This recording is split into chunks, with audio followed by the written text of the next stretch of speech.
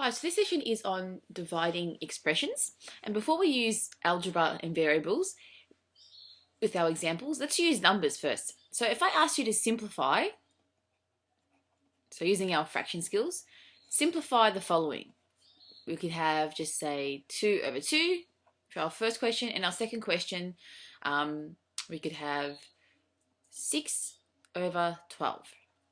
Now, if I ask you to simplify these two fractions, you know you have to divide them by the same factor. In this case, because it's the exact same number, we can just cross it off because we're really dividing both by 2. And when we cross it off, we put a 1 and a 1. So this will equal 1 over 1, and 1 divided by 1 just equals 1. That's pretty easy, isn't it? And for this one, the highest factor of 6 and 12, we can divide them by 2 because they're both even, but we know the highest factor is actually 6. Divide them both by 6. 6 divided by 6 is 1, and 12 divided by 6 is 2, which gives us a half. Okay, and now I'm going to use these examples, and then instead of numbers, let's put in some variables. So instead of 2 over 2, imagine I said, okay, imagine 2 was a. So I would have a over a. And if I asked you to simplify this could be our third example, we would do the exact same thing because there's the same number, because we really know a is a number, and it's the same number because we have the same variable. All we have to do, like here how we had 2 and 2, we crossed it off, all we got to do is cross off that a, and because we're really dividing by the same number, which is in this case an a, that's what's actually happening, dividing by a factor of a, because we know a is a number, we get a 1 and a 1. So we end up having 1 over 1, which equals 1. So we got the exact same answer as our first question because we had the exact same number on top and bottom for this one and for this one as well. Now let's try number 2.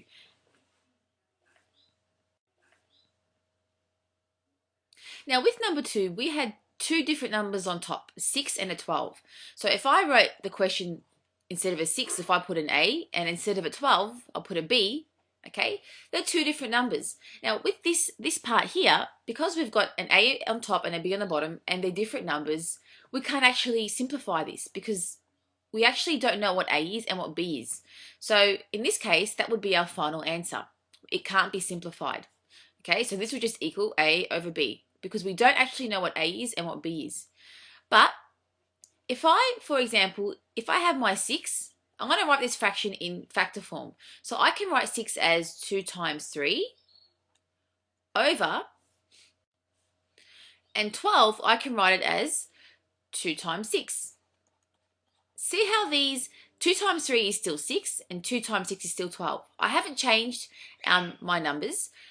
I've just written them in factor form. And now have a look at what I can do. Because there's times in between everything, I can do this. See how we got a 2 on top and a 2 on the bottom? Because it's the same number, or the same factor, I can cross off my 2. And it leaves me with, I'll continue it here, what do I have left? I've got a 3 and a 6. So I'm left with 3 over 6, which then can be simplified to divide by 3 and divide by 3. We end up getting our half again. So 3 divided by 3 is 1, 6 divided by 3 is 2, and we get the same answer, our half. But what we did here was we wrote it in factor form first and then crossed off any numbers that were exactly the same because we know we can do that. So for question 5 now, instead of numbers, let's use some algebra. If I have A times B instead of 2 times 3, and on the bottom, my 2 is still an A, so I have A times, I'll pick C for a different number. Can I simplify anything with this one? Yes, because we can see that we have an A on the top and an A on the bottom, same variable or the same number, and that just becomes a 1. And the same thing happened with my 2 and 2 over there. And now I'm left with B and C. So my answer will be, well, 1 times B is just B over 1 times C is just C. We end up with B over C. And because we don't know what B is and what C is, we can't actually simplify this. We can only simplify when we have the exact same variable on top and the bottom. And we don't know what these numbers are. And there's our final answer. So let's try these two questions. With the first one, okay, we've just got variables and we know in between the variables what is actually there. we really have A times B times C times Z and A times C times Z. So there's really times there. So we can do simplifying by crossing off any of the same variables or the same letters you see. And we know these variables are actually numbers. So if I've got an A on top, is there an A on the bottom to cross off? Yep, gone. If I've got a B on top, is there a B on the bottom to cross off? No, so the B stays there. A C on top and a C on the bottom. Yep, I can cross those off, they're the same. A D on top and a D on the bottom. Yes, I can cross these two off. So I'm left with, now remember, this is all 1. Never put 0, it's always a 1. Because we're taking out common factors, we're actually dividing. And this will equal B, 1 times B times 1 times 1 is just B, over 1 times 1 times 1, because we know there's all 1s there. Please never write 1, 1, 1 to give you 111. We know there's a times in between them, okay? And 1 times 1 times 1 is just 1. So we have B over 1, and we know our final answer is just going to be B. The 1 becomes invisible. And how easy was that? Now for 7, you notice we now have numbers and variables. Now with our numbers, see how we got 2 over 4? If I had 2 over 4 on its own and I asked you to simplify this, you would divide the 2 and 4 by the highest factor. In this case, it's 2. Divide them both by 2. 2 divided by 2 is 1 over 4 divided by 2 is 2, and we get our half. So with this, you do the exact same thing. 2 and 4, simplify as you would normally. Divide by 2, which is 1. 4 divided by 2 is 2. I'll get my fraction line ready, the vinculum. So we have 1 on top over 2.